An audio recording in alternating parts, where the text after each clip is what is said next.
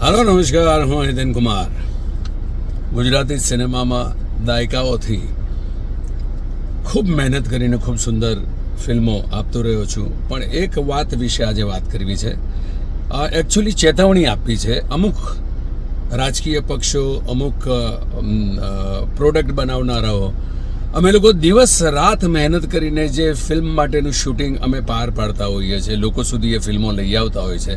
હમણાં થોડા વખતથી એક ટ્રેન્ડ દેખાઈ રહ્યો છે કે નવા નવા રાજકીય પક્ષ હોય કે બીજા કોઈ પણ પ્રોડક્ટ પોતાની જાહેર ખબર માટે એ રેડી સીનની અંદર છેડછાડ કરીને સીનનો વપરાશ કરવામાં આવે છે, જુદી રીતે એડિટ કરીને, જુદી રીતે ડબિંગ કરાવીને. આ ખરેખર ખૂબ ખોટી વાત થઈ રહી છે.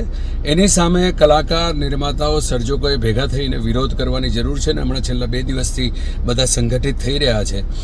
ગુજરાત પોલીસના ક્રાઇમ વિભાગને અમારી બધા તરફથી વિનંતી છે કે આવી જે કાર્યવાહીની સામે અમે ફરિયાદ કરી રહ્યા છે એની સામે કડક પગલાં લેવામાં આવે, જેથી અમારા ખૂબ મહેનતથી કોઈ જુદા કારણસર કરેલા સીન્સ, અમારા એ ખૂબ મોટા ખર્ચા અને દિવસ રાતની મહેનત પછી કરેલા એ ભાગોને એ લોકો પોતાના સ્વાર્થના કારણે પોતાના કાર્યો માટે ન વાપરે અને લોકોને ગેરમાર્ગે ના દોરે. Thank you so much.